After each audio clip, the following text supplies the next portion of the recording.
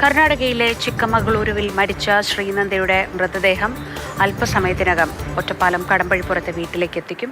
സംസ്കാരം ഉടൻ തന്നെ നടക്കും. തിരുവല്ലോമല പാമ്പാടി ഐവർ മഠം ശ്മശാനത്തിലാണ് സംസ്കാര ചടങ്ങുകൾ നടക്കുക. ഇതാ ശ്രീനന്ദയുടെ അമ്മ എത്തുന്ന ദൃശ്യങ്ങളാണ് നമ്മൾ കാണുന്നത്.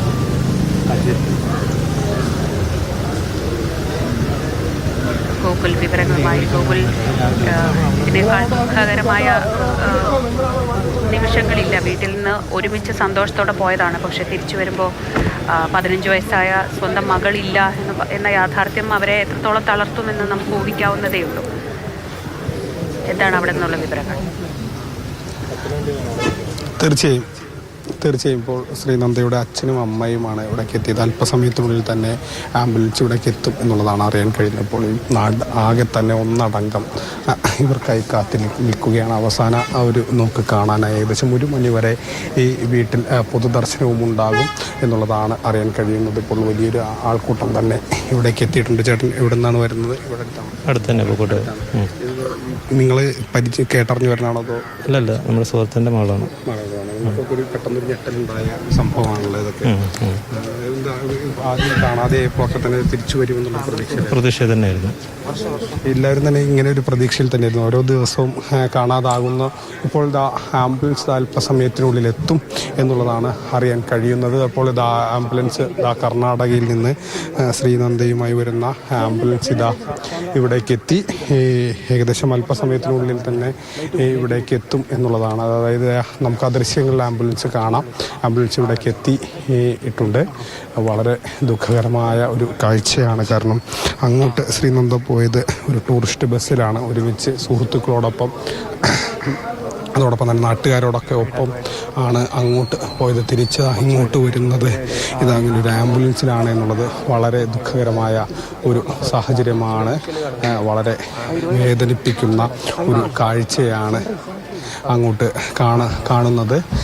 ഇതാ ശ്രീനന്ദയുടെ മൃതദേഹവുമായുള്ള ആംബുലൻസാണ് ഇതാ വരുന്നത്. അത് അങ്ങോട്ട് ഇവർ പോയത് 8-ാം തീയതി പുലർച്ചെ അവർ പോയത് ഒരു ടൂറിസ്റ്റ് ബസ്സിലാണെങ്കിൽ തിരിച്ചു വരുന്നത് ഇതാ ഇങ്ങനെ ഒരു വാഹനത്തിലാണ്. ഈ യാത്ര, ഇങ്ങനെ ഒരു മടക്കം ഒരിക്കലും പ്രതീക്ഷിച്ചതല്ല. അച്ഛനും അമ്മയും അല്പസമയം മുൻപാണ് വീട്ടിലെത്തിയത്.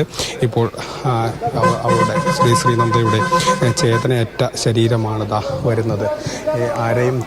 ആരും ഇങ്ങനെ ഒരു സന്ദർഭമോ അല്ലെങ്കിൽ ഇത്തരം ഒരു കാര്യമോ ഒരിക്കലും പ്രതീക്ഷിച്ചതല്ല. കാരണം ശ്രീനന്ദയെ കാണാനില്ല എന്നുള്ള വാർത്തകൾ വരുമ്പോൾ പോലും അതൊരു പക്ഷേ അതൊരു അല്പസമയത്തേക്ക് ശ്രീനന്ദയൊന്നും കാണാത്ത സാഹചര്യമാകും, അത് മാറും എന്നുള്ള ഒരു പ്രതീക്ഷയിലായിരുന്നു നാട്ടുകാരും വീട്ടുകാരും എല്ലാം ഉണ്ടായിരുന്നത്. പക്ഷേ കാത്തിരിപ്പും തിരച്ചിലും ഒക്കെ തന്നെ വിഫലമാക്കിക്കൊണ്ട് ശ്രീനന്ദ ഇതാ ഈ നമ്മളെ വിട്ട് പോവുകയാണ്.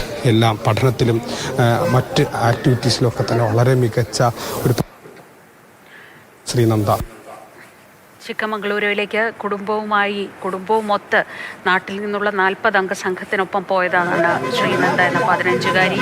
ചിക്കമംഗളൂരുവിൽ എല്ലാവരും ഒന്നിച്ചു പോയതിനിടെ എങ്ങനെ ഒരു നിമിഷാർത്ഥം കൊണ്ട് കണ്ണിന് മുന്നിൽ നിന്ന് എങ്ങനെ ശ്രീനന്ദ മറഞ്ഞു എന്ന ആ വലിയ ചോദ്യം ഇപ്പോഴും ആ കുടുംബത്തെ അലട്ടുന്നുണ്ടാവും. അങ്ങനെ ഒരു അപകടം നടന്നത് അവരാരും ആ സമയത്ത് അറിഞ്ഞില്ല.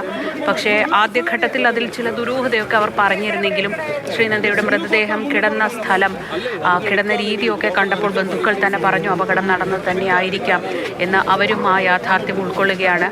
1500ഓളം അടി താഴ്ചയിലാണ് മൃതദേഹം വീണിരുന്നത്. അത് ചിക്കമംഗളൂരുവിലെ തന്നെ ഏറ്റവും വലിയ പീക്കുകളിലൊന്നാണ്.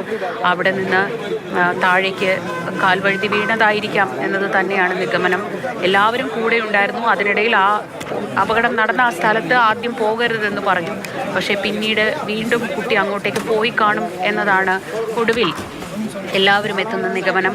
വലിയൊരു സംഘത്തോടൊപ്പം ആർത്തുല്ലസിച്ച് ഗൂഗിൾ പറഞ്ഞതുപോലെ തന്നെ വലിയൊരു സന്തോഷകരമായൊരു യാത്ര പോയതാണ്. പക്ഷേ തിരിച്ചു വരുമ്പോൾ ചേതനയേറ്റ ആ ശരീരം വരുന്നത് ആ നാടിന് താങ്ങാനാവുന്നതിലും എത്രയോ വലിയ ദുഃഖമാണ്. ഒരു നാട്ടിൽ നിന്ന് ഒന്നടങ്കം പൂരത്തിനൊക്കെ അനുബന്ധിച്ച് അവിടെ നടക്കുന്ന ഒരു പിരിവിൻ്റെ ഭാഗമായിട്ടാണ് ഇങ്ങനെ യാത്ര അവർ നാട്ടുകാർ തന്നെ സംഘടിപ്പിക്കാറുള്ളത്. അങ്ങനെ ആ യാത്ര കഴിഞ്ഞ് തിരിച്ചെത്തുമ്പോൾ ആ കുഞ്ഞ് ജീവനോടെ ഇല്ല എന്നത് ആ നാടിനെ മുഴുവൻ ഞെട്ടിക്കുന്നുണ്ട്. അതുകൊണ്ട് തന്നെയാണ് കടമ്പഴിപ്പുറം എന്ന് പറയുന്ന ആ ചെറിയൊരു ഗ്രാമത്തിൽ ആ ഗ്രാമം മുഴുവൻ ഒഴുകി എത്തിയിട്ടുണ്ട് ശ്രീനന്ദയുടെ വീട്ടിലേക്ക്. ആ അച്ഛനും അമ്മയും ഇന്നലെ രാവിലെ വരെയും അവർ ശ്രീനന്ദ ജീവനോടെ തന്നെ ഉണ്ടാകും, അവളെ ആരെങ്കിലും കൊണ്ടുപോയതായിരിക്കും എന്ന രീതിയിലാണ് കരുതിയിരുന്നത്. അപ്പോൾ പോലും ഒരു അപകടത്തിൻ്റെ സാധ്യത അവർ മുന്നിൽ കണ്ടതേയില്ല. കാരണം അവരെല്ലാവരും ഒന്നിച്ച് തന്നെ ഉണ്ടായിരുന്നു.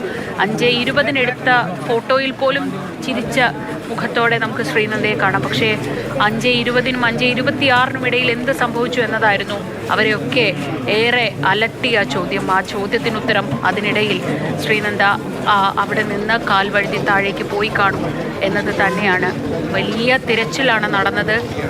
കർണാടക സർക്കാരിൻ്റെ ഭാഗത്തു നിന്നൊക്കെ വലിയ രീതിയിലുള്ള സഹകരണം ഉണ്ടായി. അവരുടെ 100 അംഗ ദൗത്യ സംഘമാണ് ഇന്നലെ വലിയ തിരച്ചിൽ നടത്തി താഴേക്ക് ഇറങ്ങി അവർ പരിശോധിച്ചു. ആ പരിശോധനയിലാണ് മരത്തിൽ കുടുങ്ങിയ നിലയിൽ ശ്രീനന്ദയുടെ മൃതദേഹം കാണുന്നത്. പിന്നീട് പോസ്റ്റ്മോർട്ടത്തിൻ്റെ പ്രാഥമിക വിവരങ്ങൾ പുറത്തു വരുമ്പോൾ വീഴ്ചയിലുണ്ടായ പരിക്കാണ് ശ്രീനന്ദയുടെ മരണത്തിലേക്ക് നയിച്ചത്. ദേഹമാസകലം മുറിവുകളുണ്ട്.